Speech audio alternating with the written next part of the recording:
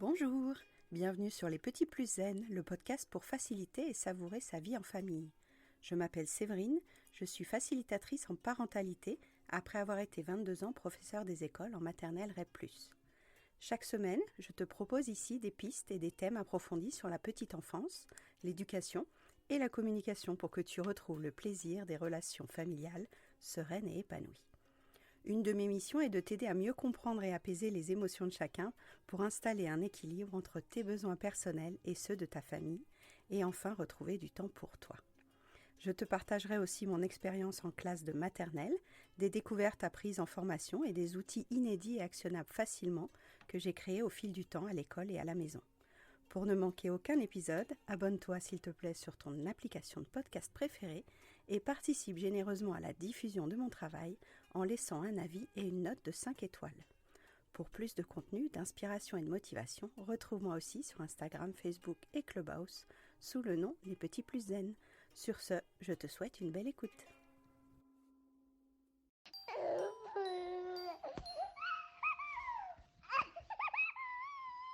Bonjour Julie. J'ai le plaisir aujourd'hui d'accueillir Julie. Vous avez entendu son mari témoigner dans l'épisode 130 et 131, donc vous avez quelques petites bribes.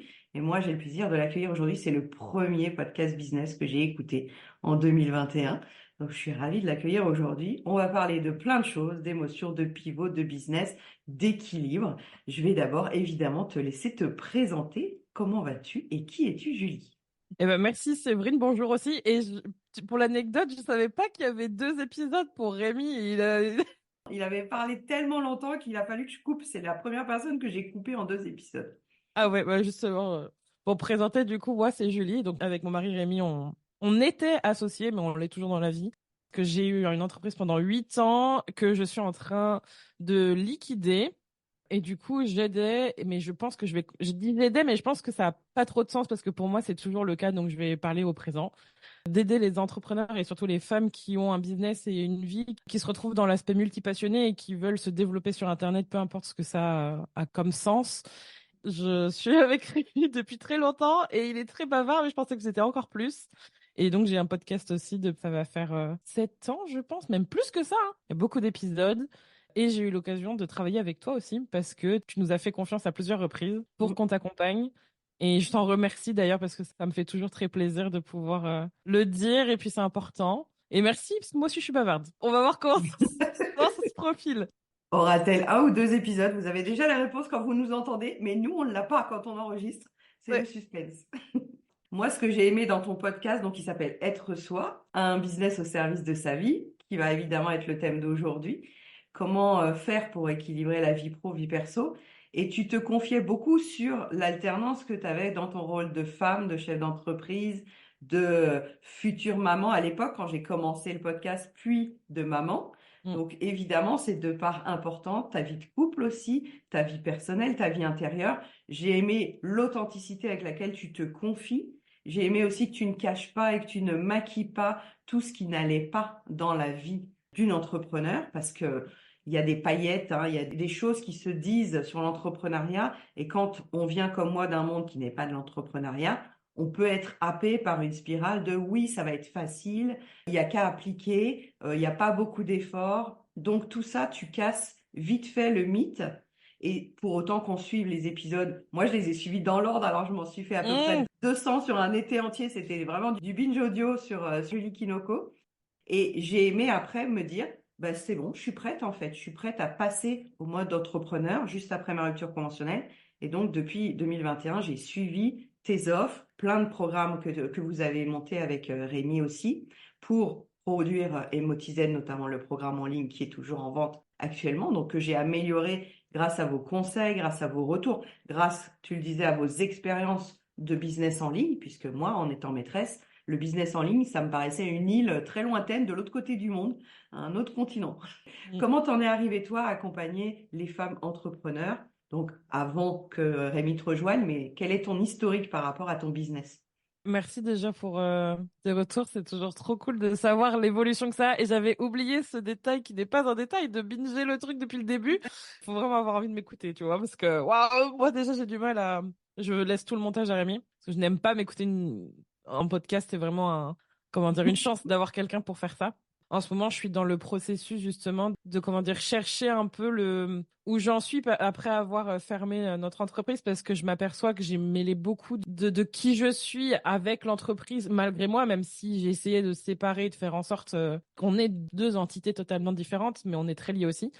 C'est assez drôle parce que quand je reviens au tout début, depuis première fois où j'ai pu aller à l'école ou même avoir des expériences professionnelles, il y avait toujours ce truc d'aider l'autre. En fait, je pense que tout mon parcours personnel ou professionnel, il est lié à l'empathie, il est lié au don de soi.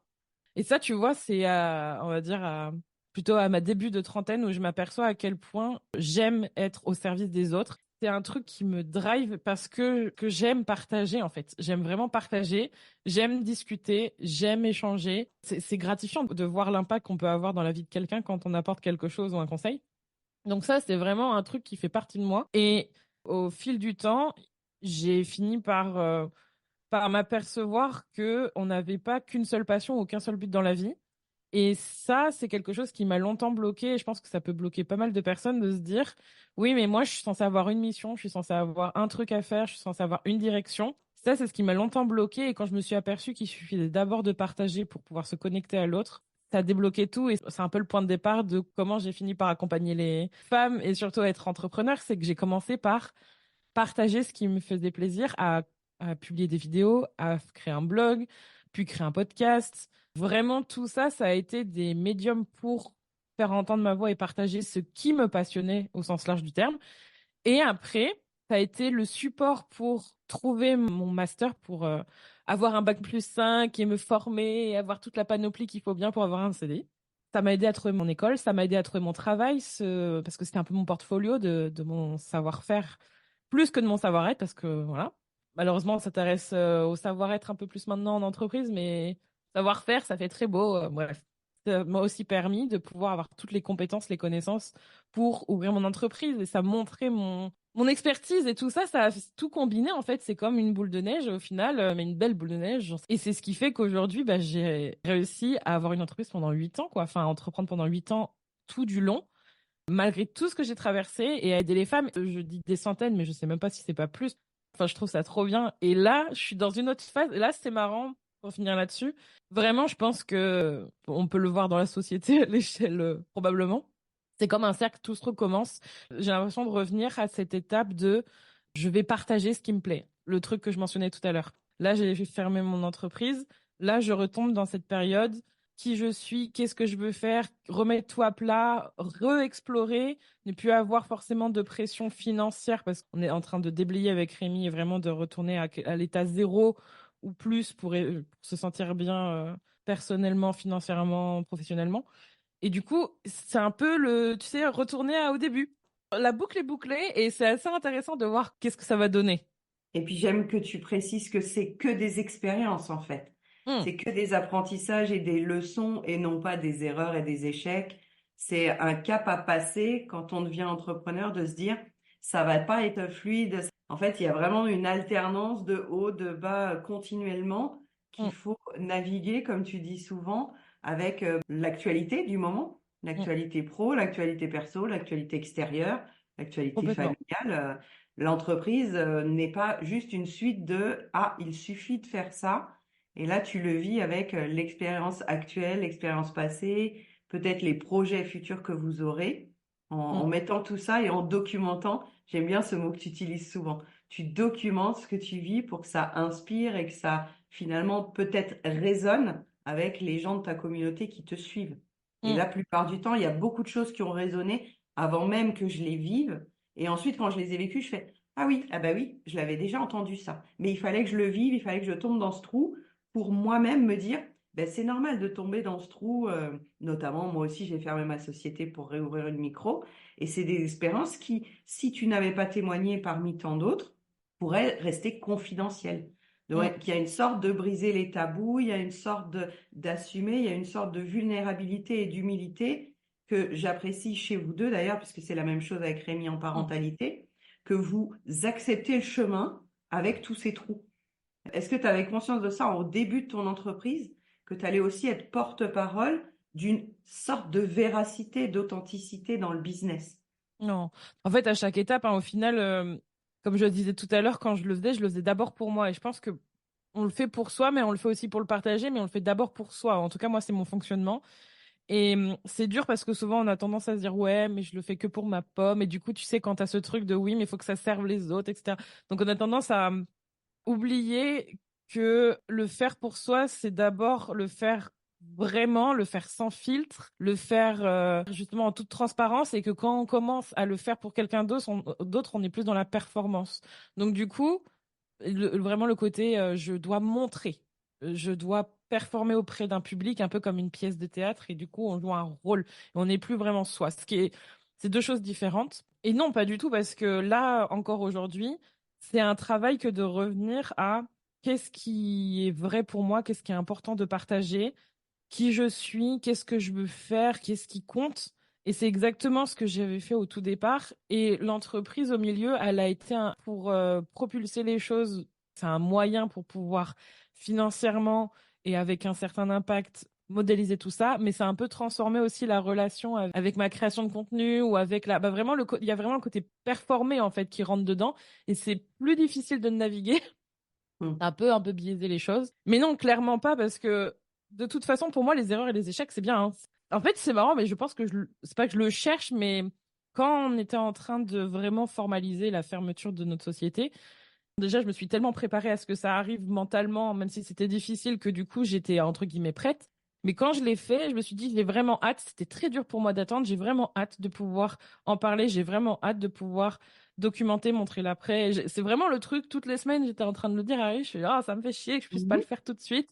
Je dois attendre parce que justement, moi, j'en avais besoin. J'en avais besoin des choses que j'allais partager. J'avais besoin d'avoir quelqu'un qui me dise comment ça se passe émotionnellement, pratiquement comment ça se passe. Et je l'avais pas. Je l'ai pas trouvé. J'ai trouvé que des informations hyper factuelles, hyper lourdes sur des trucs. Je me dis ouais c'est bien, Administratif mais finalement. ouais. Et puis même tu comprends la moitié. T'es là oui c'est bien, mais concrètement et tout. Tu trouves des associations, tu trouves de l'information factuelle, administrative et tout ce que tu veux, mais tu trouves pas des vrais discours, des vrais récits de personnes qui traversent ça. Et ça manque, je trouve. Parce qu'il y en a beaucoup des fermetures d'entreprises, tu vois. Mais t'entends pas beaucoup parler de ça. Et personnellement, moi, ça m'a fait du bien de le faire pour moi. Et si ça peut faire du bien, c'est vraiment ma mentalité. C'est moi, ça me fait du bien de le faire. Et si en plus ça fait du bien à quelqu'un d'autre, et j'en suis persuadée, bah autant le faire. Et c'est vraiment ce que je fais depuis le début. Et je pense que là, je suis toujours dans le même mood. Et au final, si tu me dis que toi, ça t'a aidé, ça veut dire que ça marche, ça va sûrement continuer d'aider d'autres personnes et je sais que ça a aidé d'autres personnes vu les retours que j'ai depuis des années. Donc, pour moi, ça vaut le coup.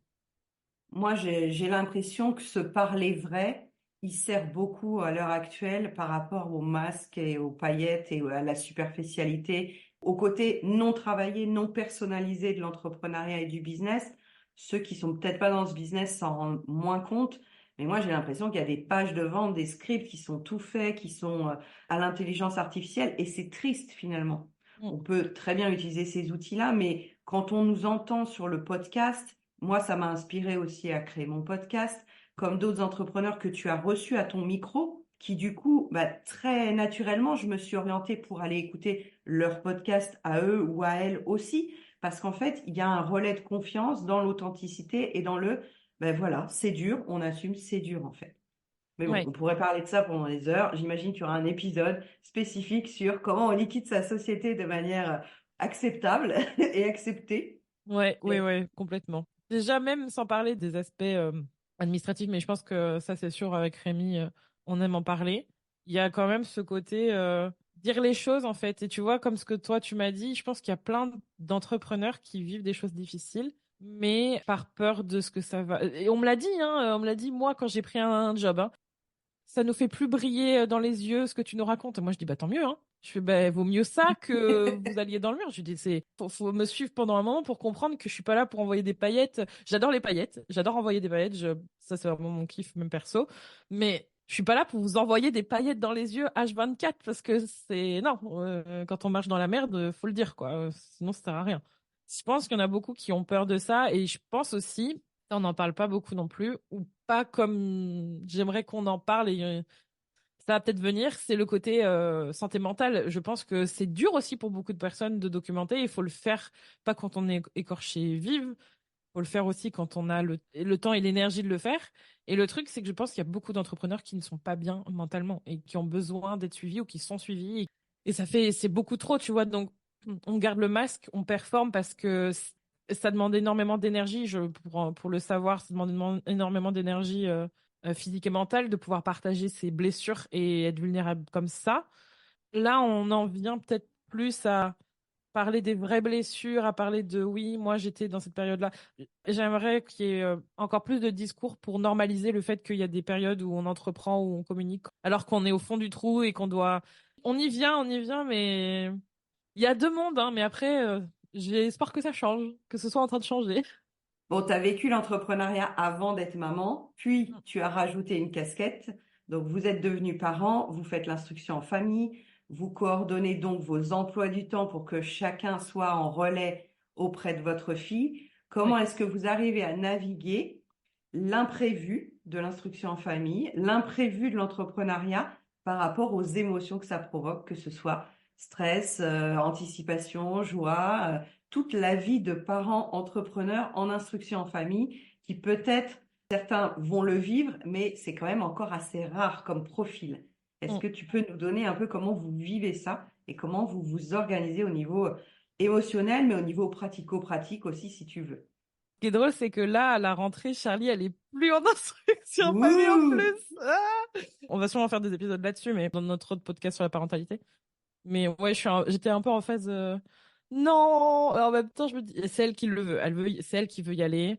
Elle a des copains, copines qu'elle voit très souvent qui sont à l'école. Donc en fait, tu sais, c'est l'aspect de nouveauté. J'ai envie d'y aller, j'ai envie de tester. Puis je la sens qu'elle a envie d'y aller depuis quelques mois.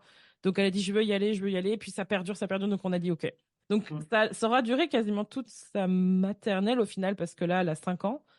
Donc pendant 5 ans, elle aura été avec nous et ben, pendant 5 ans, on était entrepreneur. Parce que j'étais en train de calculer, mais oui, oui, on était entrepreneur. Les 2 dernières années, moi, j'avais un CDI en plus et Rémi, pendant la dernière année aussi, avait un boulot. Donc en gros, 2 activités professionnelles, une activité parentale. Il faut aussi placer quand même soi-même là-dedans.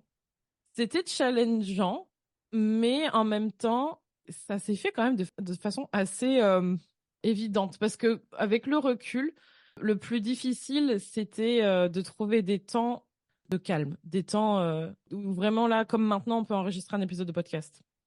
Parce qu'en fait, beaucoup se disent, mais chaque enfant est différent. Beaucoup se disent oui, les premières années, c'est plus dur. Passer 3 ans, c'est plus facile à gérer. Mais ça, je pense que dans la tête de beaucoup, c'est parce que sûrement on peut le mettre à la garderie, on peut le mettre à l'extérieur, l'enfant. Donc du coup, il y a cette facilité à transvaser ça ou à le mettre ailleurs, quoi. Sauf que nous, c'est pas notre mentalité. Du coup, on était tout le temps sur, oui, quand on a besoin d'aide, on va demander de l'aide et on va demander à notre entourage de pouvoir la garder parce qu'on a un rendez-vous on n'a pas le choix, qu'on peut pas l'emmener avec nous. Donc là, oui, on fait avec. Mais sinon, elle est avec nous, quoi. Elle vit avec nous. Sur les moments de travail, elle est avec nous. Il a fallu tout le temps qu'on fasse le relais avec Rémi. C'est-à-dire, notre journée type sur les 2 dernières années, c'était Rémi travaille très tôt le matin, genre vraiment très tôt, quoi. Il se lève à 4 heures et il finit à 9 heures. Moi, j'étais là, le relais le matin et tout, j'étais avec elle. Moi, je bossais le soir. Donc là, je parle des CDI qu'on avait, hein. Je parle même pas de l'entreprise qu'on. Mm. Voilà. Donc, je bossais genre de 14 heures à 23 heures. Moi, mes horaires, c'était le soir. Et entre deux, fallait caler un peu de Charlie, un peu de nous, un peu de l'entreprise. Ce qui s'est passé, c'est qu'en plus de ça, j'ai eu des problèmes de santé sur ces 2 dernières années. Donc, du coup, il a fallu aussi caler le fait que j'étais explosée. Donc, il fallait aussi caler ça.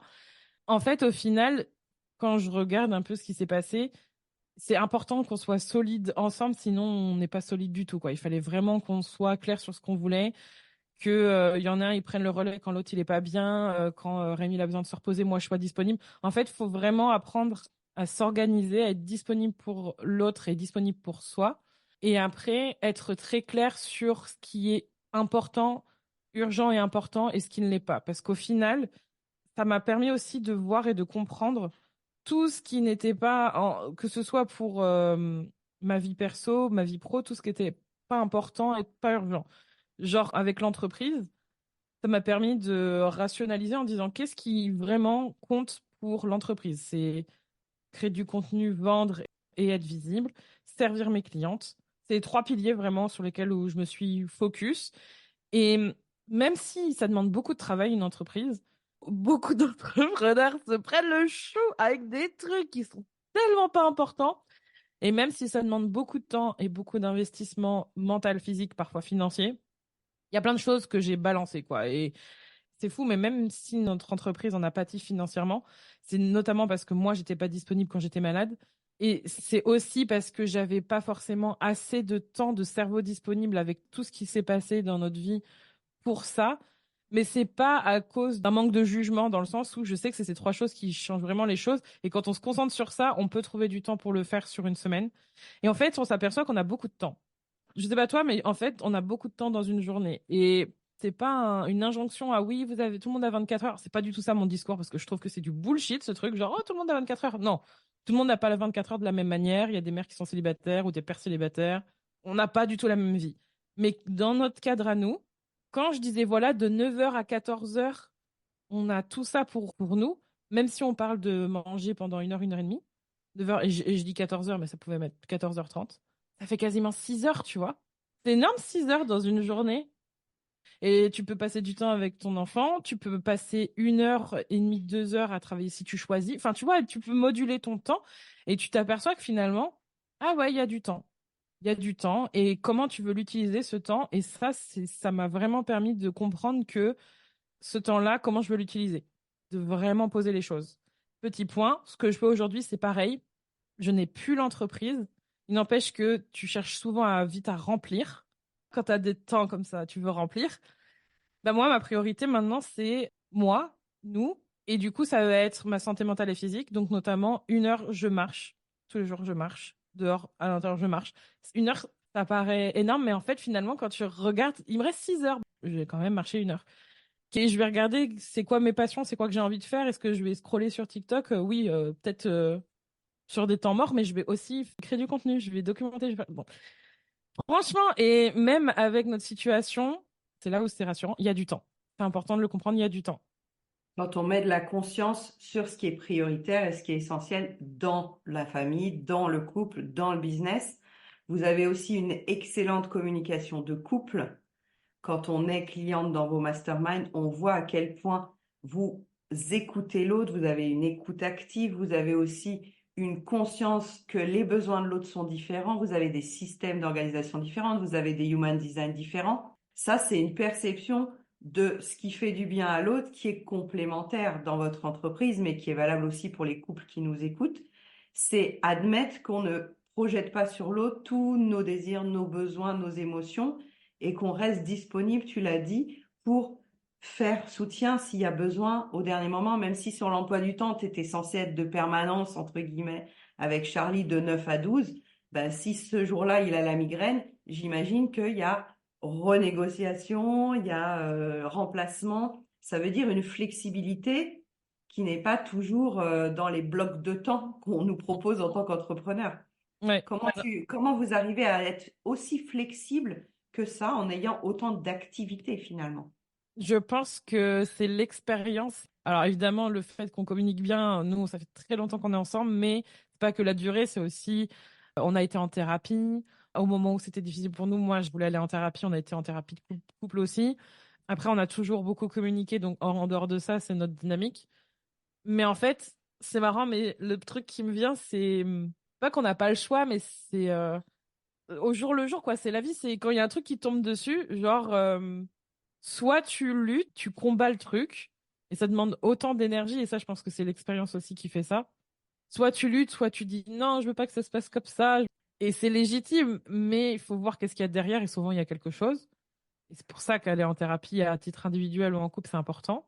Soit, en fait, tu go with the flow, tu vois, tu navigues le truc tant que ça vient. Et en fait, ces 3 dernières années, je dirais même, mais surtout ces 2 dernières années, ça a été que des choses comme ça. Ou là, pas plus tard que ces 2 derniers temps encore, ça va mieux, mais il y a eu des périodes où tu apprends un truc et t'es là, bon, et qu'est-ce que je fais? Et t'es obligé, en fait, ça t'apprend une résilience, t'es obligé d'être résilient. Donc, quand t'as deux personnes qui... Et Rémi est probablement la personne qui a été le plus résilient et le plus peace and love que moi, j'étais pas comme ça. Il a fallu que je l'apprenne, donc c'était plus difficile. Maintenant, ça va mieux. Mais quand t'es en mode, bon, bah, il y a ça qui tombe dessus, qu'est-ce qu'on fait? Ben, ça paraît évident, mais en fait, ça l'est pas pour tout le monde. C'est, ben, on trouve une solution sur le moment. Je trouve que si on est bloqué en mode, oui, mais j'avais dit ça, alors, ça devait se passer comme ça, etc. Je sais que pour certains, c'est sécurisant et que ça aide, mais il y a aussi ce côté, là, par exemple, tu vois, on avait rendez-vous pour le podcast. Là, je suis étonnée de ne pas avoir éternué ou mouché encore, hein. C'est peut-être le fait de parler. Je suis pas bien. On trouve une solution, tu vois, on essaye de voir qu'est-ce qui colle et comment on peut faire. Ben, c'est exactement la même chose. Qu'est-ce qui colle, qu'est-ce qu'on peut faire, qu'est-ce qui est dans notre champ d'action, qu'est-ce qu'on contrôle, qu'est-ce qu'on contrôle pas. Et ça se fait assez naturellement. Et comme on est enclin à toujours trouver un terrain d'entente et qu'on est toujours ouvert en fait à trouver quelque chose, même si parfois on n'a pas forcément l'humeur pour et parfois ça peut être en mode oui mais moi tu vas essayer quand même de dire oui mais moi c'est plus important. Il y a des trucs où des fois tu essayes de faire comme ça parce que t'as pas l'humeur pour. C'est important en fait de toujours naviguer les choses au jour le jour.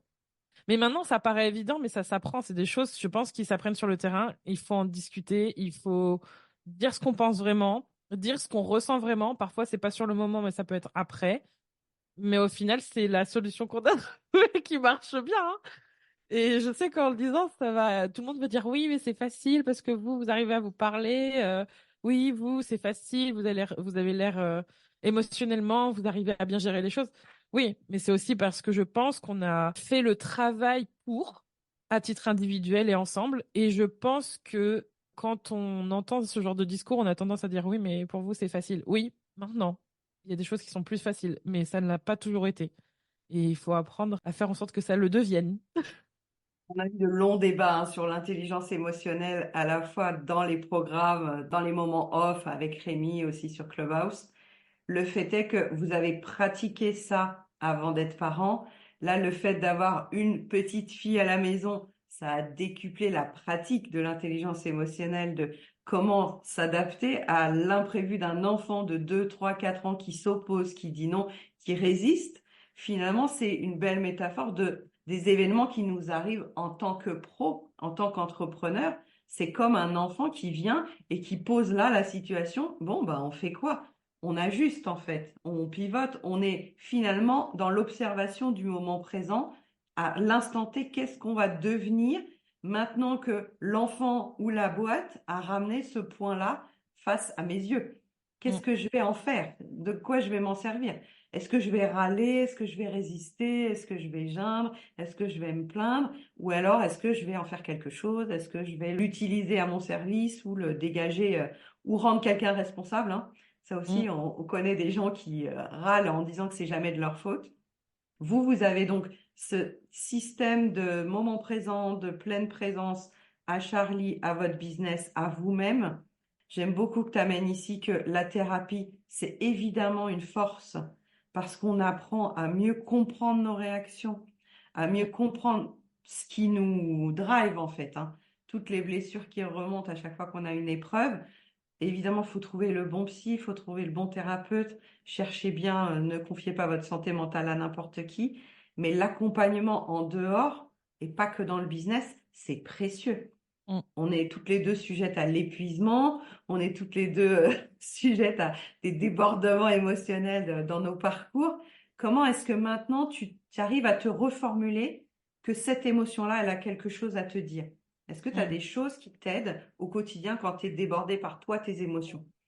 Je pense que la thérapie, ça m'a énormément fait du bien. Là encore, aujourd'hui, c'est plus tous les 15 jours, tu vois, je continue quand même à consulter parce que j'ai vécu vraiment encore dernièrement des trucs durs. Et en fait, avec Rémi, tu vois, c'est vraiment mon soutien premier. Mais le fait d'aller formuler ça auprès d'une psy, ça permet en fait de vraiment faire un effet miroir, tu vois. Et dernièrement, ça m'a permis de dire, ah oui, finalement, c'est pas pour rien que je me sens comme ça. Il y a ça, il y a ça, il y a ça, il y a ça. Et puis tout cumulé, je me dis, mais comment je fais? Donc du coup, ça permet de vraiment avoir un tableau, un truc vraiment précis, de vraiment d'extérioriser ça. Je suis arrivée à un stade où, même s'il y a toujours des choses qui pourraient toujours être plus finement analysées, ressenties, etc. J'arrive vraiment à percevoir le processus de comment ça me traverse et comment je vis les choses. Donc c'est intéressant parce que du coup, ça me rappelle la conversation que j'ai eue avec ma psy. C'est vraiment oui, du coup, je sais que c'est ça, je me sens comme ça, mais à part traverser l'émotion, qu'est-ce que je peux faire? Bah, il y a rien à faire. Enfin, tu vois, j'ai vraiment une analyse là-dessus que même si parfois les émotions sont difficiles, j'ai eu beaucoup la colère pendant un temps. Maintenant, tu vois, colère, tristesse, je passe plus vers ça. Quand ça me vient, je suis plus dans la lutte, je suis plus dans l'acceptation. Donc vraiment, je disais traverser l'émotion, c'est vraiment mon credo. Il y a des moments où j'ai pas l'opportunité de le faire, comme au travail que j'ai actuellement. C'est pas évident parce que je suis face à du public tout le temps. Donc du coup, quand tu vis un truc dur, c'est là où tu sens que tu mets un mur, mais du coup, tu le sens que tu mets un mur. C'est plus, je le mets dans une boîte et c'est terminé et je ressens plus rien. Là, c'est vraiment, tu sens qu'il va falloir que tu fasses l'effort et après, tu pourras en compenser avec un temps où tu vas vraiment lâcher. Et le contrôle dans l'incontrôle. Je sais pas comment dire ça, mais tu traverses une émotion, mais comme tu sais ce qui se passe, tu as un peu ce contrôle du processus, tu sais comment ça fonctionne, tu as plus confiance en toi, tu sais en fait. Quand tu as le savoir et quand tu as l'intégration de ça, tu sais comment ça va se dérouler et du coup, tu es plus à l'aise avec l'idée de pouvoir la vivre. C'est vraiment important. Cette intelligence émotionnelle, à titre personnel, m'aide beaucoup, mais à titre professionnel aussi parce que je m'aperçois, et ça c'est un truc qui me saoule, mais bon, ça malheureusement, j'ai pas le contrôle dessus, c'est-à-dire d'aller en thérapie pour les gens. Ça c'est vraiment le truc qui m'épuise ces derniers temps, c'est d'aller en thérapie pour les gens qui ont besoin d'aller en thérapie, d'apprendre à gérer les émotions. Ça m'épuise. Et en fait, dans l'aspect professionnel, ça me permet, dans le travail que j'ai en ce moment, ou du moins le travail que j'effectue auprès des gens, je le vois par expérience que je suis la personne la plus composée, celle qui gère le plus ses émotions, mais qui arrive à mettre une bulle avec les émotions des autres. C'est-à-dire que je suis en capacité de répondre, de gérer les choses, et c'est souvent des trucs négatifs parce que je suis en réception, donc du coup, tu vas avoir des personnes qui disent ça c'est de la merde, ça c'est de la merde, ça va pas. Moi, je suis en mode ok, mais vraiment, genre, pas de problème, du coup, qu'est-ce qu'on. Alors que tu vois, des fois, tu sens qu'il y en a d'autres, elles vont prendre sur elles, et puis, ou alors elles vont être une éponge, en mode, je prends l'émotion de l'autre pour moi, et du coup, ça va me dézinguer. Moi, je suis en mode, tu gardes ton truc, je te réponds, il n'y a pas de problème. En fait, j'ai vraiment cette compétence, et les autres me le disent, et c'est assez drôle parce que je me disais, moi, je trouve ça presque normal maintenant, mais je pense que c'est l'expérience d'avoir fait tout le travail que j'ai fait. Ça me paraît évident de ne pas prendre ça et que c'est pas mon problème et que j'y peux rien. Enfin, tu te la gardes. Moi, je suis là pour te répondre, je suis pas ton punching ball. Donc, et c'est assez drôle parce que je vois les dynamiques que ça peut avoir avec les gens et on s'aperçoit qu'on est tous vraiment des enfants avec toutes les émotions qu'on peut avoir. En fait, on est des grandes personnes avec des enfants à l'intérieur, que tu peux avoir la capacité à rester dans ta bulle et à gérer les choses. Tu vois l'effet que ça peut avoir sur les gens quand moi je suis d'une certaine manière pas impartiale, mais tu vois neutre, alors que la personne te balance quand même que tout ça c'est de la merde et que ça va pas et tout, et que toi tu es composé et que tu lui dis et que t'es factuel et que tu t'excuses et que tu te dis bah oui je suis désolée et tout ça, mais du coup on fait quoi? Ça me fait vraiment penser à une relation parent-enfant, c'est assez drôle, ou même adulte-enfant. Du coup, tu dis oui, et du coup, et maintenant? Et tu vois l'autre qui est, la majorité du temps, la personne que j'ai en face de moi, elle est déstabilisée parce qu'en fait, elle s'attend pas forcément à avoir quelqu'un qui est composé. Et c'est là où tu te dis qu'il y a un gros boulot à faire parce que je pense que c'est vraiment le terreau sur lequel travailler pour tout le reste. C'est très important parce que ça permet de se sentir bien. On n'est pas là pour être des punching balls, tu vois. C'est drôle. Ça m'a appris pas mal, ce truc. Et du coup, tu te vois grandir en compétences émotionnelles et relationnelles et en Ouais. communication avec des gens qui sont finalement immatures émotionnellement et qui prennent pas la responsabilité de ce qu'ils disent et qui balancent sur l'autre en essayant que l'autre soit responsable de leurs problèmes. Mm. L'étanchéité que tu mets quand quelqu'un t'envoie quelque chose de très négatif, elle est à ton service et pour te protéger et pour rester professionnel. Mm. C'est ce qu'on nous demandait aussi quand on était enseignant, de ne pas se laisser impacter par un parent d'élève qui nous dirait vous êtes qu'une conne. Ok, ben je vais rester pro parce que sinon j'ai envie de lui en coller une, ce qui est normal, ce qui est Mm. spontané, ce qui est naturel. Mais tout ça, ça va au-delà des mots. Mm. Les personnes en face de nous, finalement, elles souffrent et elles savent pas communiquer autrement leur mal-être, leur mauvaise humeur, leur insatisfaction globale. Voilà, on ne peut pas soigner tous les gens qu'on voit autour de nous qui n'ont pas pris la responsabilité de leurs émotions, même si on fait notre petite part, hein, chacune. Mm. ça reste compliqué. Ouais. Et qu'est-ce que ça t'a appris de voir à quel point ta fille te déclenchait régulièrement sur des choses que peut-être tu n'avais pas encore travaillé, puisque c'est notre cas à tous, hein. Tous ceux qui ont eu des enfants se sentent déclenchés par les actions de nos enfants. Comment tu as pu avancer là-dessus? Parce que les émotions pro, c'est Mm, encore un peu rationnel. Mais là, quand c'est ton enfant qui te mm, déclenche, comment est-ce que tu réagissais au début? Et peut-être est-ce que tu as déjà évolué en 4-5 ans depuis qu'elle parle, on va dire? mm. Comment tu Je vis trouve ça, ça? je trouve ça plus difficile maintenant que ça l'était au début parce que maintenant, c'est une petite personne, tu vois, à 4-5 ans. Et je trouve que c'est là la partie la plus dure parce que même moi, je vois que on est dans ce truc de je réagis de cette manière-là, mais j'aimerais réagir différemment, mais je sais pas forcément. Donc j'ai besoin d'une tierce personne pour être là pour voir comment je réagis. Pas me dire si c'est bien ou pas, mais peut-être avoir le recul que moi j'ai pas sur la situation pour faire en sorte de réagir différemment. Ça veut pas dire que je réagis tout le temps mal, mais elle et moi, on a un peu un tempérament similaire, donc du coup, il y a ce côté. Là, c'est vraiment la gestion de la frustration et de dire le plus dur, c'est vraiment le truc de gérer la frustration et dire ça se passera pas comme ça parce que ça se passera de cette manière-là. On explique, etc. Mais en fait, ça lui va quand même pas. Et ça, c'est difficile parce que du coup, t'as beau dire les choses, en fait, on passe par plusieurs étapes et donc du coup, on dit bah ouais, mais là, si tu ranges pas, faut ranger le premier jeu avant d'avoir le second parce que tout est en bordel en gros. Et après, on retrouve pas, donc du coup, on peut plus jouer au reste et on fait quoi? Sauf que moi, je trouve que c'est dur quand on est deux tempéraments pareils pour communiquer et c'est là le plus difficile. C'est le côté, on fait quoi quand on, c'est toi l'adulte, c'est à toi d'apprendre à gérer les choses. Le côté un peu prise de recul, il est plus dur. Donc du coup, faut apprendre à prendre le temps, à analyser le truc, à se dire, ok, bah là t'es en colère, ok, là, non, là, je te laisse. Ça fait beaucoup et en même temps, c'est toujours récurrent, c'est toujours la même chose. Et au bout d'un moment, ça finit par évoluer. Mais c'est le plus difficile, je trouve. Le côté peut avoir la même réaction ou j'avais peut-être la même réaction enfant. Et le côté comment je peux faire autrement que ce que j'ai appris. Parce que ça, c'est vraiment c'est saoulant de s'apercevoir que on n'a vraiment pas eu les bons modèles. Comme par exemple, ça, moi, je le dis pas, mais le côté oui. Ça c'est méchant, faire ça c'est méchant, à l'inverse de tuer méchant, tu vois, ça c'est vraiment le truc, je pense que j'ai dû beaucoup l'entendre moi, perso quand j'en ai reparlé il y a pas longtemps, et c'est ce qui fait que du coup après on s'associe à ce qu'on fait et on se dit qu'on est comme ça, donc du coup apprendre à décomposer ça en temps réel, c'est dur et c'est pour ça que j'admire vraiment les personnes qui sont parents solo. On n'a pas forcément le soutien pour ça, on n'a pas forcément la personne tierce. On l'a parfois et elle n'a pas la même capacité émotionnelle. Et c'est pour ça que c'est difficile. C'est chaud d'être parent.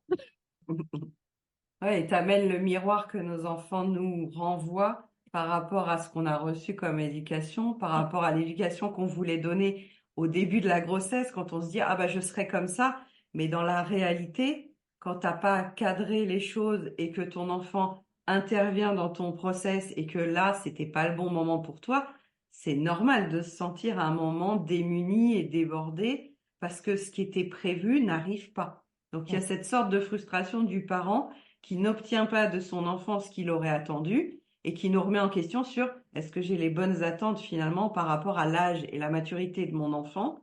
Est-ce qu'il est vraiment capable d'agir comme je le mm. voudrais, comme je le projette, à son âge à lui, avec son contexte? Quand il fait chaud, ça change tout. Quand ils ont soif, ça change tout. Quand nous, on est agacés ou quand on n'est pas à la bonne période du cycle, ça change tout. Et on rejoue ce que tu disais en temps réel. On Mm, est en temps réel avec un enfant. mm, Tu peux pas te dire ça va bien se passer, je vais le coucher à 21h, il va dormir jusqu'à 8h. Ça ne marche pas en fait. Le temps mm, réel de l'enfant, c'est pas le nôtre. C'est pas un programme robotisé qui va mm. appliquer une consigne artificielle finalement. Ouais, ouais, c'est le plus dur. Ouais. Le plus dur, c'est, tu vois, même si tu as conscience de ça, la période en ce moment, c'est tout ce qu'on a vécu, on est là. Moi, j'ai plus l'énergie, je suis fatiguée. Enfin, vraiment, là, on était vraiment dans le stade, on était vraiment fatigués. On essaye de récupérer. Et en fait, elle a toute l'énergie que toi, t'as pas, tu sais. Donc, c'est vraiment ce côté. Et je disais ça à ma belle-mère, je fais, mais nous, on est fatigués en ce moment, on n'en peut plus. Elle fait, oui, mais c'est les enfants. Je fais, là. Donc, toi, t'es là, comment on fait? Bah, on fait. On ajuste, on dit oui, mais là, moi, je suis fatiguée. Qu'est-ce que tu pourrais faire ensemble ou à côté ou on demande moins d'énergie. La ressource, autant en étant physique, elle est surtout psychologique. On a besoin des basiques et c'est là où, honnêtement, qu'est-ce qui est important, c'est de dormir le mieux possible, de manger le mieux possible, de bouger. Ces trois trucs principaux, déjà, s'ils sont acquis et d'avoir un peu de temps personnel ou en couple, pour moi, c'est la base. Et quand on a ça, on est disponible ensuite émotionnellement. Et parfois, c'est pas forcément le cas. Et c'est là où faut apprendre à dire les choses sans être en mode. Et ça me brise le cœur quand je le vois parce que je le vois ou des parents, je le sens, ils sont au bout du rouleau, ils sont fatigués, ils disent. Là, j'ai vu il y a pas longtemps une mère qui disait là, tu commences vraiment à m'emmerder ou vraiment à dire directement que c'est lui, mais en fait, c'est juste qu'il déclenche le fait que enfin, il te rappelle que toi, en fait, t'as pas l'énergie. Des choses dures, tu vois, sur eux et des choses que ça me rend super triste. Alors que par exemple, tu vois, quand j'ai mes règles et que je suis vraiment fatiguée, parce que moi, j'ai vraiment depuis tout le temps un syndrome prémenstruel déglingué, je dis à Charlie, je lui dis là, je suis vraiment fatiguée parce que j'ai mes règles. Ah oui, non, non, mais pourquoi on a tout? Alors du coup, je lui explique. Alors même si je suis fatiguée, je lui explique. Voilà, j'ai pas de chance. Même quand j'ai mes règles, je suis vraiment mal. J'ai mal partout, je suis fatiguée, mais c'est pas normal, tu vois. Mais moi, je suis comme ça. Du coup, il y a 2 jours, elle m'a dit, moi, j'aime pas quand tu saignes. Et alors bon, il y a aussi pour faire un bout d'histoire personnelle, il y a aussi la comparaison avec le fait que j'ai fait ma fausse couche et du coup, on a dû lui expliquer ça. Donc je pense qu'il y a aussi ce côté-là. Je pense qu'elle a associé ça et du coup, c'est à moi de lui expliquer que c'est pas parce qu'on saigne que tout va mal, mais je dis bah ça arrive tous les mois, on saigne c'est normal, ne pas avoir mal c'est pas normal, il faut le gérer. Donc tu vois, faut expliquer pourquoi on a ces règles tous les mois qu'elle me demande après. Donc du coup, ça amène du dialogue, mais je préfère ça que de diaboliser le truc.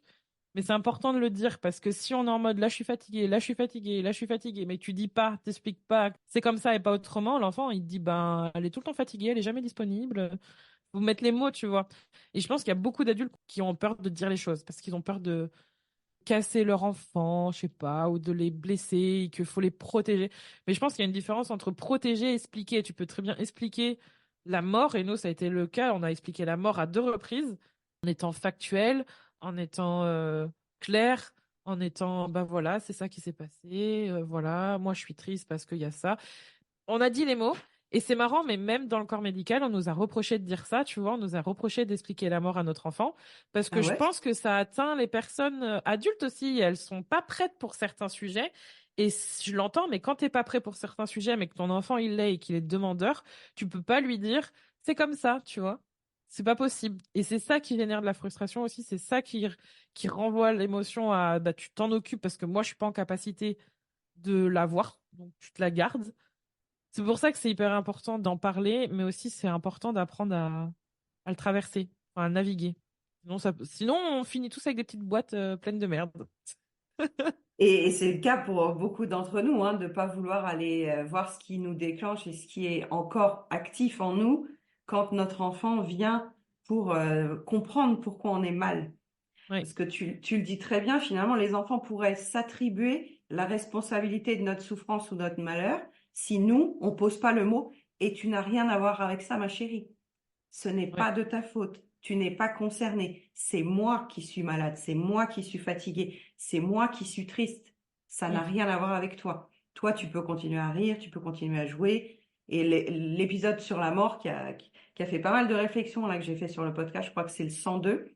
Je suis étonnée que le corps médical soit encore dans cette suspension que les enfants pourraient ne pas comprendre. Au mm, contraire, c'est beaucoup de clarté pour eux de se dire, il y a un début, il y a une fin. C'est médical, le cœur s'arrête, la respiration s'arrête, le corps humain ne peut pas marcher sans respiration et sans cardio, donc le corps s'arrête et c'est triste, mais c'est naturel, comme mm. une fleur, comme un escargot, enfin bon, j'invite tout le monde à poser vraiment des mots et à verbaliser et à expliciter sur les vraies choses, comme tu l'as vécu avec la fausse couche, comme vous l'avez vécu avec les problèmes de harceleurs et tout. Il faut quand même Mm, mm. poser des mots. Nos enfants vivent les situations qu'on leur dise ou pas. Mm. Et même si on leur dit pas, ils entendent, ils observent, ils sentent que vous n'êtes pas comme d'habitude. Donc Oui, ne rien dire, masque et mélange une situation qui pour eux devient encore plus inquiétante finalement. Quand oui, on explique, quand on explicite, l'enfant, il se rassure en se disant, bon, bah, mon parent, il sait ce qu'il en est. Il a des propositions et des solutions, même si c'est pas réglé, hein. Bien sûr, on n'a pas possibilité de régler un truc en 2 semaines, mais c'est en cours. Et hop, je peux retourner à ma petite liberté, ma petite innocence d'enfant, sans prendre la responsabilité de la souffrance de mon parent. Mais c'est un chemin, hein, c'est un chemin de vie, hein. Et vous avez mis beaucoup de conscience par l'expérience de Rémi, par la tienne, par vos familles respectives, hein. On parle souvent de ça, mais on a un héritage éducation et émotion qui est Ouais. transmis et qui est pas facile, surtout quand on vit encore dans une partie de notre famille. Ouais. Ça impacte au quotidien. Vous n'êtes pas complètement libre de dire tout ce que vous voulez quand vous voulez, puisqu'autour de vous, il y a des gens qui sont partie prenante de l'éducation que vous donnez à Charlie. Non, enfin, après, on navigue et tout, et on est quand même assez incisif et tranchant. En fait, ça nous pose pas de problème de remettre en question les modèles et de dire les choses, parce qu'en fait, on s'aperçoit que nous, on a la capacité à se remettre en question. Quand on discute, c'est en fait, on est prêt à recevoir la potentielle remise en question qu'on peut avoir en face, mais quand elle n'arrive pas, en fait, on sait que c'est pas notre travail et que nous, on a fait notre part et qu'on a dit les choses. En fait, c'est ça qui est intéressant, c'est que de savoir que nous, on fait notre part, qu'on le dit, mais que c'est un peu triste aussi, mais que de l'autre côté, il n'y a pas d'attente à avoir, il y aura pas forcément de changement parce que c'est pas notre problème, entre guillemets, ou ça l'est plus, on a décidé que ce n'était plus notre problème et qu'on n'allait pas les changer. Donc, cette distanciation finalement qui est prise, c'est important ça. Je pense que c'est important de toujours cette idée de qu'est-ce qui est dans notre contrôle et qu'est-ce qui l'est pas, au même titre que les émotions de notre fille, tu vois, c'est pas dans notre contrôle, mais par contre, ce qui est dans notre contrôle, c'est comment on y réagit et c'est toujours le plus difficile parce que même si tu as conscience de ça sur le moment, quand t'es saoulé, t'es là. Oh, oh, oh, oh. Et moi, le seul truc que je trouve encore en ce moment, c'est de dire là, je commence à être énervée là, je suis saoulée. Au moins, ça, je sais que je peux le dire. Soit je préfère ne pas y répondre, soit je suis là, je suis énervée. Là, non, non, non, non, non, non. Et plutôt que de ouais, encore une fois, comme je disais, c'est pas des punching balls non plus, on n'en est pas, les enfants non plus, donc vaut mieux verbaliser et dire stop que d'être dans l'escalade. C'est fatigant. Mm. Rémi avait partagé 2, 3 tips de résolution de colère, de crise en famille, et notamment, il avait cité le fait que tu avais transmis à votre fille une capacité de respiration, Mm. une capacité de redescente. Est-ce que depuis cet épisode 130-131, est-ce que vous avez mis en place tous les trois ou avec ta fille des choses pour réguler les émotions? C'est souvent la colère, tu vois. Je trouve que c'est vraiment l'émotion qui prime en général. Je trouve que c'est celle un peu qui cache le reste en général quand elle arrive. Je sens qu'elle a besoin d'exprimer le truc, donc la respiration, je pense que c'est le truc qui marche soit dans un second temps, soit des fois, ça m'est déjà arrivé de l'entendre le faire toute seule. Donc je pense que ça marche, mais c'est pas toujours adapté à la situation. Donc là, maintenant, c'est plus comme elle a tendance à vouloir vraiment exprimer ça physiquement, donc elle a besoin de crier ou elle a besoin de taper. Donc comme on lui dit, on ne tape pas les autres et d'ailleurs, on n'abîme pas les objets. Enfin, il y a certains objets où, voilà, on lui dit, tu peux aller crier dans ta chambre, dans un coussin, tu peux, ou dehors d'ailleurs. Je crois que Rémi, une fois, lui avait dit ça, tu peux aller crier. Alors ça, moi, du coup, ça me fait rire parce que je me dis, les voisins, ils doivent l'entendre gueuler en mode, ah! Ils doivent se dire, c'est une maison de fous là-dedans, ils sont tout le temps en train de crier. Donc, du coup, au moins, il y a une expression, mais d'aller, vraiment, la première chose, là, t'es en colère, tu peux crier, tu peux taper, mais pas sur les autres. Donc vraiment le côté pas isolé, mais se mettre dans la chambre pour faire ça, par exemple, dans sa chambre. Et d'être là ou pas, en fait, ça dépend. On lui demande si elle veut qu'on soit avec elle. Et c'est souvent Rémi qui le fait parce que moi, j'ai pas la force physique maintenant de pouvoir. Parce qu'on est obligé de l'emmener, j'ai pas envie de la blesser, on est obligé de la contenir et de l'emmener dans sa chambre tranquillement. Et moi, en ce moment, j'ai pas la force physique pour ça. Il reste un peu avec elle en mode tu veux que je reste là, évidemment dans sa colère elle est en mode non non, donc tu comprends rien, tu sais pas si c'est oui, tu sais pas si c'est non, mais au moins elle est dans un endroit où elle est en sécurité, t'es là ou pas. Et après il y a souvent discussion ou alors elle l'a intégré, elle a lâché son truc et elle vient nous voir, donc c'est plutôt ça en ce moment qui fonctionne. Et après il y a ce côté dédramatiser aussi, genre oui là t'es en colère et puis en fait au bout d'un moment tu t'aperçois que c'est un peu stupide ou elle est en colère mais elle sait pas trop pourquoi et donc du coup je sais pas pourquoi il y a vraiment ce côté partir en fou rire, je sais pas, notre famille est un peu bizarre, hein. Donc au bout d'un moment avec Rémi, parce que Rémi, il a vraiment cette capacité de tourner les choses sous un autre angle. Moi, je suis là, bah oui, mais là, t'es en colère. Donc, du coup, on fait quoi? Et souvent, on est tous les deux, mais quand je suis seule, je te laisse réfléchir. Je suis là, mais là, t'es en colère. Donc là, moi, je veux pas parler si tu me cries dessus ou si tu essaies de me taper. Je suis là ou, mais là, c'est stop. Donc, du coup, je la laisse vivre le truc. Soit à un moment donné, ça tourne où on rigole et je dis, mais là, tu fais des petits bruits de chèvre, je comprends pas. Ou, tu vois, l'attention ailleurs. Mm. Sauf que même s'il y a ce processus-là, petit bilan à la fin, je sais pas comment expliquer ça, mais bah, t'étais en colère, pourquoi t'étais en colère et on en parle un peu et même si ça prend du temps, elle nous le dit. Des fois, souvent c'est pas énorme, c'est pas des trucs très importants, mais ça suffit pour de verbaliser les choses, dire ouais, t'étais en colère parce que je t'ai dit non et que t'étais pas d'accord. Souvent, elle va aller s'excuser, mais moi, ce que je trouve important, c'est aussi de savoir pourquoi. Tu vois, qu'elle me dise pardon, c'est très bien. Mais c'est important pour moi qu'elle me dise aussi, mais pourquoi tu me dis pardon? Parce que je veux pas que ça devienne un mécanisme. Je suis en colère, je dis pardon, c'est plié, tu vois. Donc, faut vraiment aller plus loin. Donc, ça demande beaucoup plus d'efforts parce que là, c'est vraiment la construction de la gestion de l'émotion au final. Je trouve que c'est plus difficile maintenant que ça l'était avant parce que là, vraiment, on est face à une personne à part entière qui s'exprime dans tous les sens du terme. Il faut le savoir le gérer, quoi, parce que elle est encore jeune, donc il faut savoir gérer ça. Autant Oui, mais son c'est émotion que aussi la la nôtre. confiance que tu lui accordes, qu'elle est en train de mieux comprendre ses Hmm. ressentis et que tu commences à lui accorder aussi qu'elle a des ressources pour faire face à ses émotions, ce qui va être encore plus intéressant si elle est loin de vous, parce que Hmm. là, elle vous a toujours eu à disposition comme figure d'attachement principale, et quand elle va être en classe mélangée avec d'autres personnalités, d'autres types de réactions, et comme tu le dis, des enfants qui ont peut-être élevé dans tu es méchant ou ce que Hmm. tu fais c'est mal, elle va être dans un panel de comportements très Ouais, incongrus pour elle. Ça ouais, va être un nouveau monde. Tu peux pas, au palier de l'émotion la plus forte, la plus intense, tu peux pas rationaliser avec un enfant, tu peux pas verbaliser avec un enfant. Donc le côté décharge physique, ça marche très bien, que ce soit un sac de boxe, un coussin, un Hmm, trampoline, hmm. aller jouer au ballon, aller crier dans la forêt, mais aussi se dire qu'il y a un moment de dialogue, d'enquête. Vous Ouais. faites une petite enquête sur, tiens, bah, tout à l'heure, tu avais l'air triste ou tout à l'heure, tu avais l'air très fâché. Est-ce qu'on peut revenir sur ce qui t'a rendu triste ou fâché? Hmm, Comme ça, la prochaine fois, on essaye d'enlever ce qui t'a rendu triste ou fâché, on essaie de trouver une solution. Vous hmm. êtes orienté solution pour qu'elle ait des clés quand elle sera en récré, en colo, en sortie, avec des adultes qui seront, on le sait, plus ou moins formés sur le sujet de Hmm. l'accompagnement des conflits.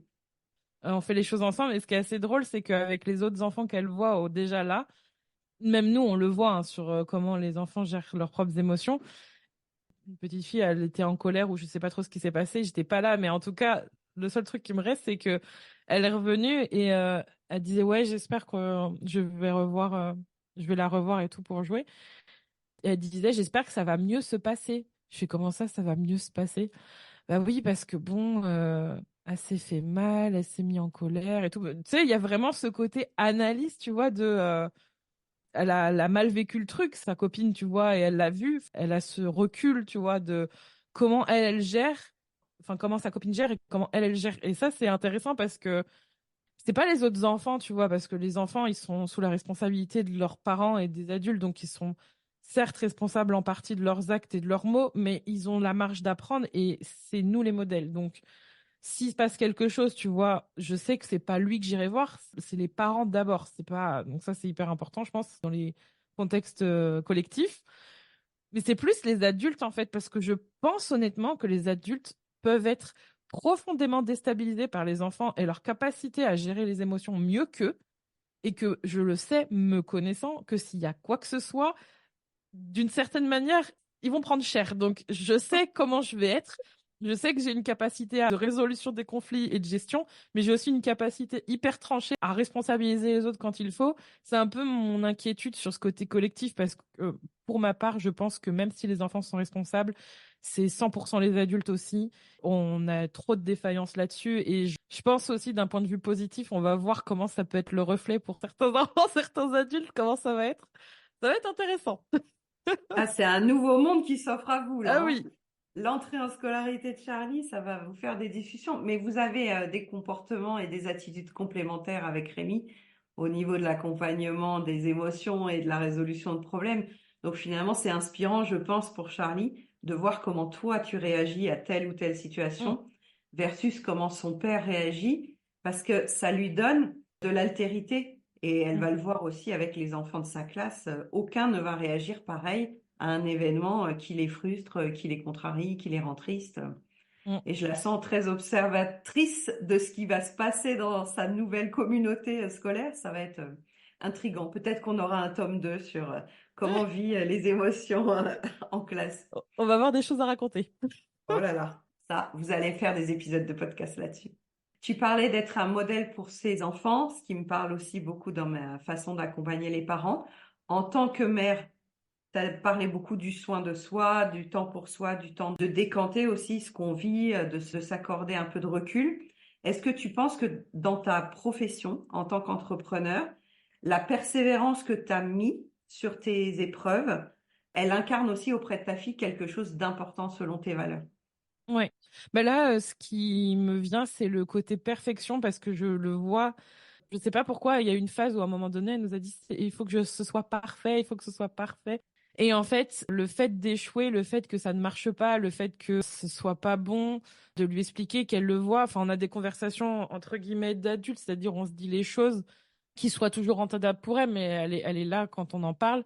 Le truc très important pour moi, parce que ça a été un non-dit, un tabou, enfin vraiment dans ma famille, ça a été très compliqué sur l'argent. Je pense que ça, c'est vraiment important d'en parler, de lui montrer, de lui dire, bah là, là on ferme, là on peut pas prendre de maison parce que c'est trop compliqué, on peut pas, c'est pas possible. Donc on vit avec ton grand-père ou bah là je dois aller travailler. Et qu'elle me dit, j'ai pas envie que tu ailles travailler, j'ai envie que tu restes avec moi. Je lui explique pourquoi je vais travailler. Je lui dis, c'est parce que on a besoin de gagner de l'argent pour faire ça et ça, et donc je vais travailler, qui est très drôle parce que je sais plus à qui elle l'a dit, mais ça m'a fait trop rire. Je crois que c'était une vendeuse ou non, la vendeuse de fromage. Une fois, on allait acheter du fromage et elle a dit à la vendeuse ah, mais toi, tu vends du fromage pour gagner de l'argent ou tu travailles, enfin toi, tu vends pour gagner de l'argent. C'est pour ça que tu fais ça. Et je dis oui, moi, tu vois, je travaille à la réception et elle vend des fromages pour gagner de l'argent. Donc c'est assez intéressant parce que finalement, même si ça paraît simple et même si ça paraît assez bateau, en fait, ça permet vraiment de contextualiser quelque chose en elle. Et du coup, même pour les échecs, c'est pareil. Quand on perd à un jeu, c'est pour ça que quand on fait des jeux de société, même si elle a vraiment ce côté j'aime gagner, comme je pense tous les enfants, mais vraiment ce côté ouais, j'aime la compétition, j'aime le truc. C'est important de jouer et que des fois elle perde ou que moi je gagne. Tu vois, on joue beaucoup à des jeux de société parce qu'on aime ça et je pense que ça aussi, ça instaure ce genre de choses. Et aussi dans notre vie, c'est un peu abstrait pour elle le fait de fermer une entreprise. Ça veut rien dire, mais en même temps, elle me voit moins là, donc elle a compris que je ne travaillais plus à mon bureau. Tu vois, elle a contextualisé le travailler à mon. Va travailler à ton bureau si tu veux, moi je vais m'occuper. L'entreprise, on lui a dit que c'était terminé. Mais c'est un peu flou, mais en même temps, même si ça paraît flou, faut apprendre à lui montrer que ça fait partie du chemin et que comment on vit les choses, tu vois, même si on est triste, même s'il y a des choses où on parlait de la mort, mais c'est pareil, la maladie, quand on est fatigué, ce genre de choses, tout ça, c'est important de montrer parce que j'imagine que si on montre que les bons côtés, toutes les difficultés, en fait, elles sont vécues, je pense, encore plus difficilement et comme quelque chose d'anormal, tu vois, et ça nous met aussi des standards trop hauts, et je le vois moi de mon côté où on me disait tout le temps peut mieux faire, parle beaucoup, peut mieux faire, peut mieux faire, peut mieux faire. Je pense qu'à l'école et dans ma famille, le peut mieux faire, maintenant, ça s'est transformé. Est-ce que je fais assez, tu vois? Est-ce que vraiment ça suffit? Et encore aujourd'hui, je suis obligée de prendre du recul sur, purée, je suis vachement compétente finalement. Je suis obligée de me le rappeler parce que personne n'a été vraiment ce miroir-là. C'était toujours tu peux mieux faire. Et c'est important aussi sur les échecs pour tout plein d'autres raisons. Ça permet justement de montrer que ça fait partie du chemin et que la perfection, c'est nul, que ça n'existe pas, de rendre ça concret et normal, normaliser ça. Hmm.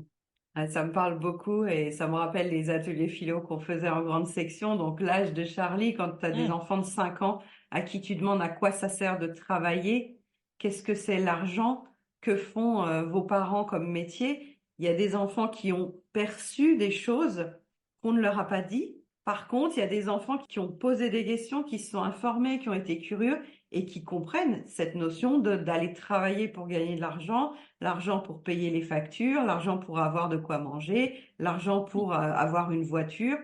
Sur certains enfants, ils sont pragmatiques et ils sont pas confrontés au réel, mais quelque sorte un peu quand même, Mm. plutôt que de les noyer dans ils ne savent pas, ils ne comprennent pas, ils ne peuvent pas comprendre.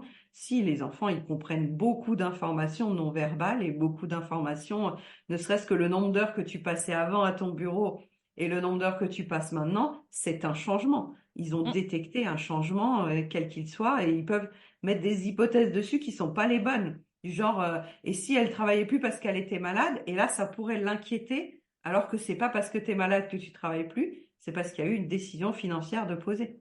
Mm.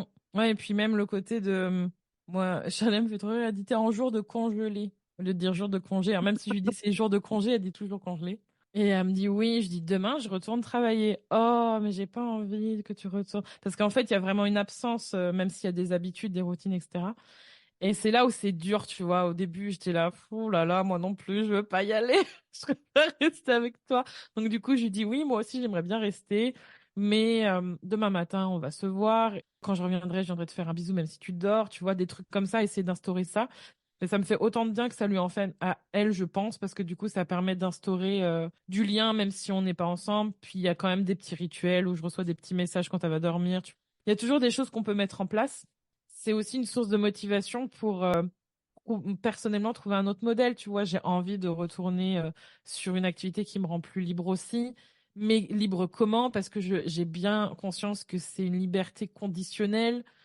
Toutes des questions de philo aussi. Est-ce que c'est vraiment être libre que d'être entrepreneur? Ma réponse serait non. Là, aujourd'hui, clairement pas. J'adore. Je pense que c'est vraiment un mensonge que de dire qu'il y a une certaine liberté, une entière liberté. Il y a une certaine liberté, mais il n'y a pas une entière liberté, c'est sûr. Mais du coup, ça permet aussi de voir comme source de motivation qu'est-ce que je peux créer, de lui expliquer, de lui montrer. Et même sans expliquer, on le fait. Et c'est bien pour ça d'ailleurs que j'ai dit ça à quelqu'un il n'y a pas très longtemps, que c'est comme l'empathie. L'empathie, ça se dit pas, l'empathie, ça s'incarne et ça se fait, hein. C'est un peu la même chose avec les actes sur les expériences qu'on peut avoir, personnelles et professionnelles. C'est vraiment, c'est très riche d'enseignement. Bon, alors, on a taclé deux, trois personnes qui nous écoutent qui veulent être entrepreneurs, hein. Informez-vous bien et suivez les personnes authentiques. On a taclé aussi ceux qui deviennent parents et qui s'imaginent une bulle de bonheur et de joie. Il y a quand même deux, trois obstacles et trous qui nous attendent en étant parents. Et j'aime bien ce côté aussi que tu viens de ramener dans l'idée que ce que tu dis à ta fille sur le travail, sur les temps d'absence, sur le lien d'attachement que vous créez, n'est pas dépendant de la présence physique dans la même pièce. On est en train de créer des relations avec nos enfants qui vont perdurer même quand on n'est pas présent. Et Mm. le fait que vous ayez votre entreprise à la maison et que vous soyez en instruction en famille, on l'avait évoqué avec Rémi, ça a structuré le temps pour Charlie d'une manière différente d'un enfant Mm. qui va à l'école 4 jours par semaine, qui va au centre de loisirs, qui a tennis le samedi. Je sais que maintenant elle fait des activités périscolaires, mais pour un enfant, être là, être pas là, bah, c'est une grande marge d'autonomie. C'est une grande marge d'assurance de vivre loin de papa-maman des choses que papa et maman ne vivent pas. Ouais. Donc là, vous lui avez ouvert un monde et vous avez structuré son temps d'une manière qui affirme son autonomie et son indépendance personnelle, individuelle. Mm. Et parfois, ça résonne chez le parent comme une source de séparation et ça active d'autres trucs, hein, comme les mamans le jour de la rentrée qui pleurent dans le couloir et que je Ah. récupérais la petite cuillère en disant, mais madame, c'est très bien pour elle Ouais. qu'elle soit contente de venir à l'école. Et c'est plus les mamans qui pleuraient que les enfants. Il y a plusieurs épisodes là-dessus sur le podcast. C'est que l'accompagnement de nos enfants à l'autonomie réveille en nous quelque chose de la distance, de la froideur, de l'abandon parfois. Je ne vais pas caractériser tout ça et simplifier, faire des raccourcis, mais parfois ça réveille en nous des choses parce qu'on croit que sans nous, ils ne vont pas y arriver. Alors que Ouais. finalement, vous les avez préparés pendant des mois et des années à vivre sans vous et à vivre sans nous. De toute façon, on ne sera pas là Ouais. pour tout leur parcours. Moi, je pense que si je vais pleurer, c'est juste, je vais me dire, ah voilà, je la verrai moins, tu vois. C'est juste l'habitude de moins se voir. C'est justement, je pense que j'ai entièrement confiance qu'elle s'en sort très bien sans moi. Au contraire, alors là, elle est déjà indépendante sur tellement de choses. Je pense que même tranquille, tu vois. C'est plus le modèle de vie, tu vois, le côté être ensemble, passer plus de temps. Et là, c'est plus parce que c'est cassé par la dynamique de travail que j'ai. Je pense que si j'étais à mon compte ou si j'étais plus présente chez moi ou que j'avais plus de liberté pour le coup, je le vivrais moins mal. Mais là, c'est vraiment ce côté contrainte. C'est contrainte horaire de l'école. Et du coup, moi, ma priorité, c'est de trouver des contraintes qui me conviennent à moi pour l'avoir elle et pour qu'on se voit ensemble parce que c'est inconcevable qu'on m'impose l'inverse, en fait. Et que si on me l'impose, je pense que je l'enverrai chier. Donc, du coup, je vais vraiment chercher ça. Et c'est pour ça que, comme d'habitude, bah, vraiment, on est tourné solution avec Rémi finalement. Je vais aller chercher les solutions. Qu'est-ce que je peux faire pour ça? Qu'est-ce que je dois mettre en place du côté du travail, du côté personnel? Qu'est-ce que j'ai en mon contrôle? Et comment je peux m'adapter? Je trouve ça triste sur le moment, mais je vois pas ça comme une fin en soi, tu vois. Il y a toujours d'autres solutions. C'est une étape dans votre parcours. Elle C'est va ça. grandir avec l'école et puis vous allez évoluer dans votre business. J'avais noté une petite question par rapport aux routines et aux rituels que vous vous imposez pour que la vie familiale reste au cœur de votre timing, comme le business au service de sa vie et pas l'inverse.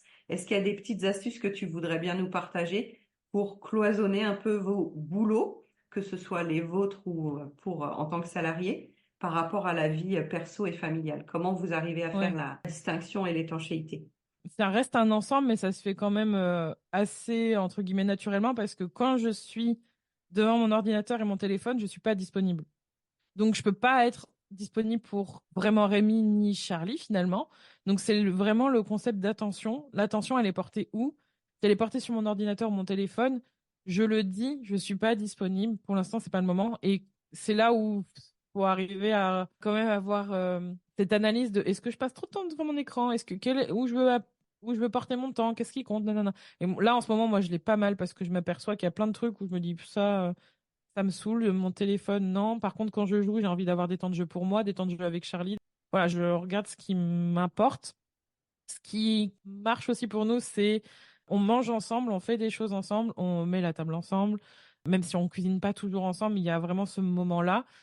Des jeux ensemble, aussi quand elle va dans la piscine ou quand elle fait du vélo, qu'elle va dehors, on est toujours à l'extérieur, donc on est avec elle, même si on n'est pas avec elle dedans, on est toujours en surveillance, on peut être ensemble d'une certaine manière. De toute façon, les enfants, souvent, ils ont tendance à ritualiser les choses, même si nous, on le fait pas.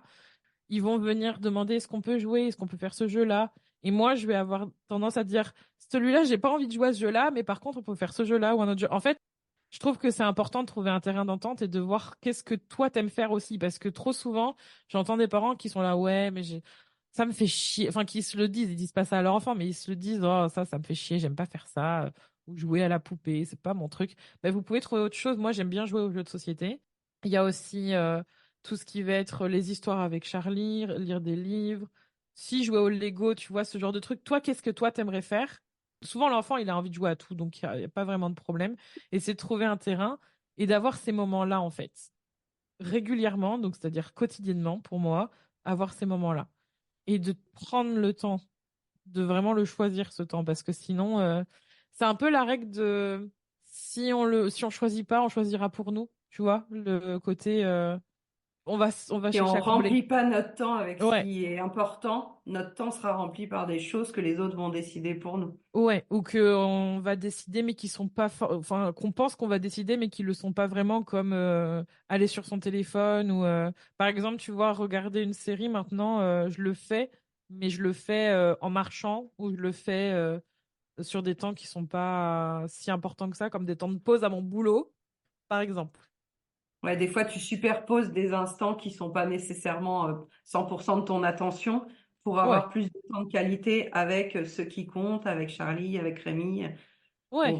On reviendra pas sur le temps de qualité nécessaire à tisser des liens et à nourrir les besoins de chacun, hein, de l'enfant et de l'adulte en nous et du couple.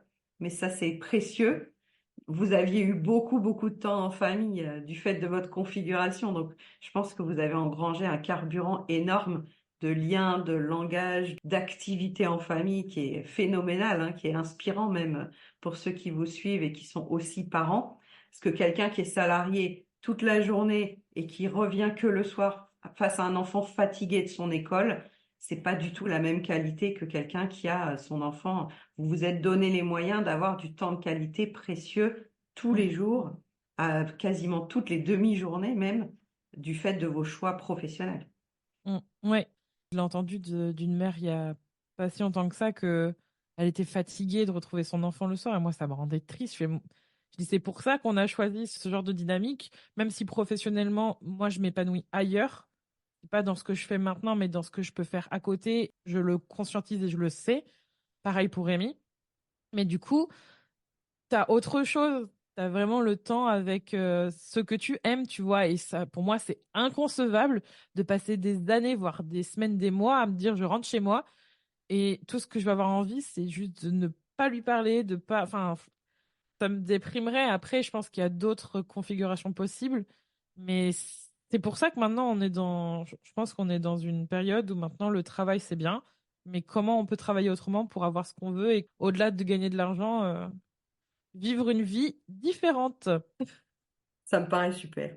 Est-ce que tu veux proposer quelques actions pour ceux qui voudraient te suivre? Est-ce que tu as une actu? Est-ce que tu veux rediriger les gens vers des contenus précis? Bah, mon podcast, que je pense que je vais continuer encore un moment, toujours à parler.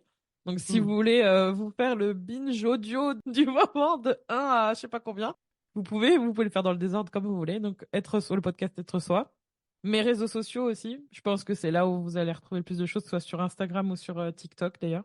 Voir ce qui vous fait le plus de bien, si ça vous fait du bien de me suivre, de voir ce qui se passe, faites-vous plaisir. Puis voilà, je trouve que c'est déjà pas mal en termes d'attention. En temps réel, vous avez compris, c'est le maître mot. En temps réel, vous allez suivre Julie et voir son actu qui aura évolué d'ici la publication de l'épisode. Donc, suspense, mystère, même nous, on ne sait pas ce qui se passera au moment de la diffusion de l'épisode. C'est Ouais. chouette. Je vais mettre tous les liens évidemment dans la légende de l'épisode. Je te remercie pour ton temps. Finalement, ton rhume ne nous a pas trop empêché d'enregistrer. Bravo, félicitations, merci Ouais. encore. C'est trop chouette et je te laisse le mot de la fin. Merci pour tout, Julie, en tout cas. Bah, merci à toi surtout. J'adore parler. Donc, si vous avez envie de faire un podcast, faites-en un. Vous trouvez le moyen de vous exprimer. Je pense que ça va être ça le mot de la fin. Parce que c'est important. Chaque voix compte, littéralement. Portons notre voix vers ce qui compte pour nous. Ça me parle tellement. Merci beaucoup, Julie. À très bientôt. À bientôt. Au revoir.